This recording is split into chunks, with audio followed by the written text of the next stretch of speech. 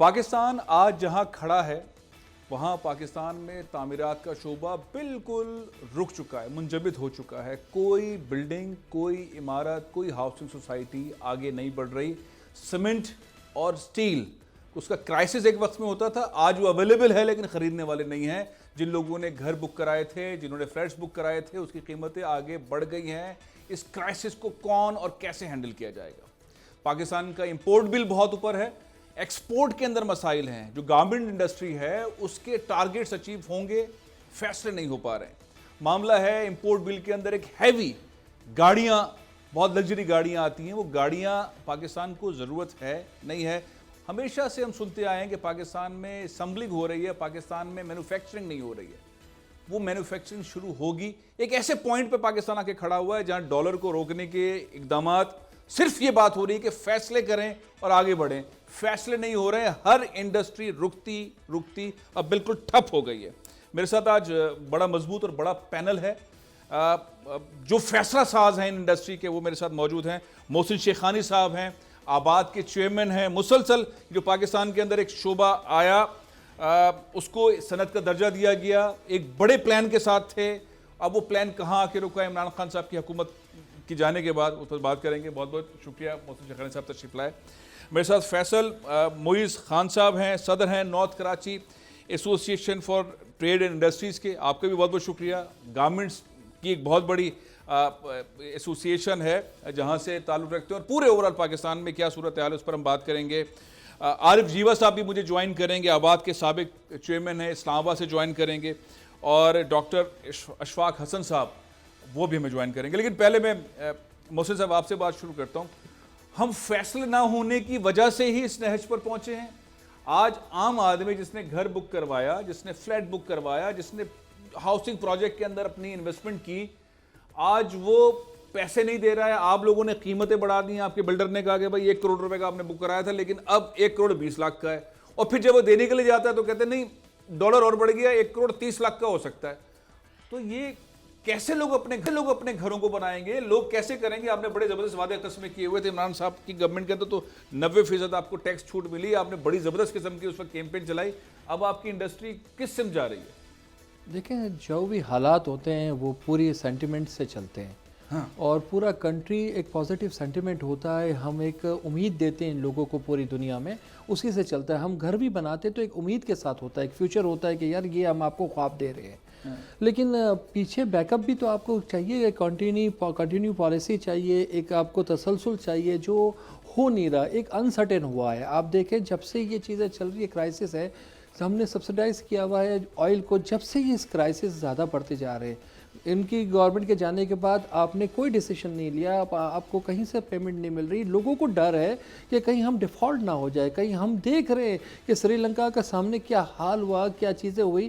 ٹھیک ہے ہم اس کنٹری کی طرح نہیں ہیں، لیکن پھر بھی فائنینشلی بھی کرائسس ہے اور پولیٹیکلی بھی کرائسس ہے۔ لوگ انسرٹین ہیں، لوگوں کو پتہ نہیں ہونا کیا ہے، ہم کس خانہ جنگی کی طرف جا رہے ہیں یا کہاں جا رہے ہیں۔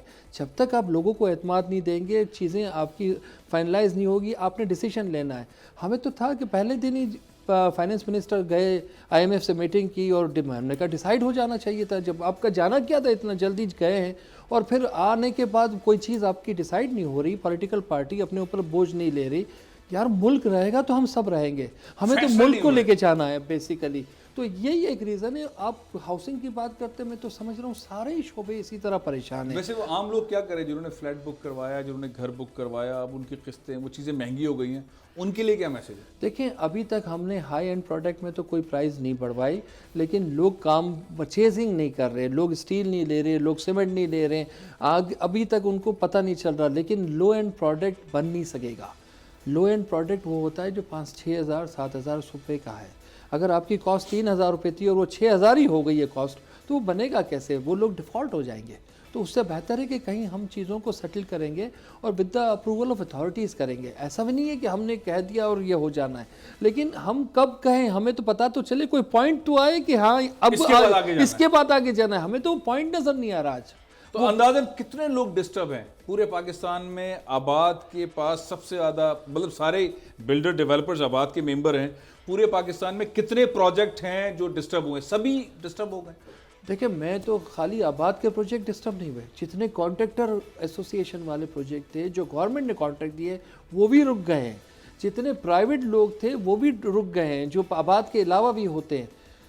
میں تو یہ سب لوگوں کو اگر لیں گے تو میں سمجھتا ہوں کہ بہت بڑا ٹرن اوور ہے. آپ دیکھیں اکانومی میں جو اب آیا تھا, جو آپ کو جو سہولتیں ملی تھی, ایک بوسٹ تھا, ایک گورنمنٹ کی طرف لگ رہا تھا, اور گورنمنٹ ہر ہفتے لگی ہوئی تھی کہ ہمیں کچھ کرنا ہے, اور وہ چیزیں نظر آنے لگی. آپ کی ریگولر میٹنگز ہو رہی تھی, ریگولر میٹنگ, اور آپ کی انڈسٹری سے اور 30-40 انڈسٹریز کنیکٹ ہیں وہ ساری چل رہی تھی, وہ سب اور جاب کریشن ہوا. کووڈ میں جاب کریشن ہوا, آپ نے اس کو الاؤ کیا تو لوگوں کو ملی کہ ہاں یار کام پہ لگ گئے لوگ, اور وہی جو سوچ رہے تھے 3% وہ 4.some% پہ جی ڈی پی آیا, تب ان کو اندازہ ہوا کہ یہ سب کنسٹرکشن ایکٹیویٹیز ہوا ہے. اچھا فیصل موئی صاحب, گارمنٹس انڈسٹری جو ہے وہ پرائم انڈسٹری کہتے ہیں, سب سے زیادہ پاکستان نے ایکسپورٹ کیا, بلکہ ریکارڈ بھی پچھلے سال پاکستان نے توڑے ہیں.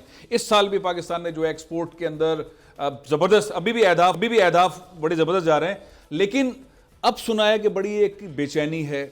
یہ بے چینی کی اصل وجہ وہی ہے, فیصلے نہیں ہو رہے ہیں پیٹرول پرائزز سے متعلق, حکومت فیصلے نہیں کر پا رہی, جس کی وجہ سے یہ اجہانی سی کیفیت ہے. جی سر, مسئلہ یہ ہے فیصل بھائی کہ اس وقت جو ایشو تھا کہ لاسٹ ایئر یا 2 سال پہلے جو انڈیا میں کووڈ کی سچویشن آئی تھی ہماری نیبرنگ کنٹریز میں, لائک انڈیا اینڈ بنگلہ دیش, تو بیسکلی جو فورن بائر تھا ہمارا وہ سب ڈائیورٹ ہوا پاکستان کی طرف, لکیلی صحیح نا, پاکستان کی طرف ڈائیورٹ ہوا. اور آج یہ پوزیشن ہے کہ 2023 تک جتنے بڑے سٹورز ہیں یو ایس میں یا یورپین یونین میں, وہ سب آرڈرز پاکستان کے پاس میجورٹی میں, اور ہم اس پہ ایگریمنٹس بھی کر چکے ہیں, ریٹس بھی ڈیسائیڈ کر چکے ہیں.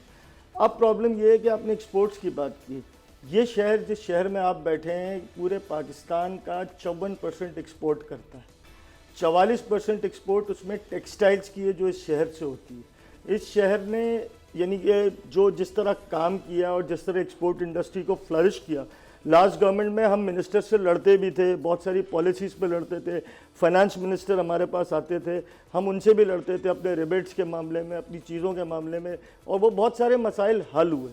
لیکن یہ جو ریسنٹ پولیٹیکل کرائسس آیا پاکستان میں, اور اس کے بعد جو پوزیشن بنی, وہ پوزیشن یہ ہے کہ جس طرح ڈالر اوپر جا رہا ہے, محسن بھائی نے بتایا کہ ایک انسرٹینٹی کی فضا جو ہے وہ بزنس کمیونٹی کے اندر ہے, اور یہ انسرٹینٹی یہ تھی کہ یہ ڈالر کہاں رکے گا. رات کو ہم جب سوتے ہیں تو 195 کا ڈالر ہوتا ہے, صبح جب اٹھتے ہیں تو 204 کا ڈالر ہو جاتا ہے.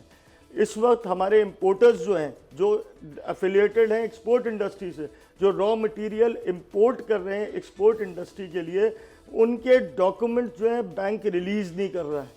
اس وقت پرابلم یہ ہے کہ ان سے پوچھا جاتا ہے تو کہتے ہیں ہمارے پاس ڈالرز ہی نہیں ہے دینے کے لیے. اصل معاملہ وہی ہے, فیصلے نہیں ہو رہے, فیصلے ہو نہیں پا رہے, اس لیے ساری انڈسٹری رکی. سبسکرائب کریں اور بیل دبائیں تاکہ کوئی خبر رہ نہ جائے.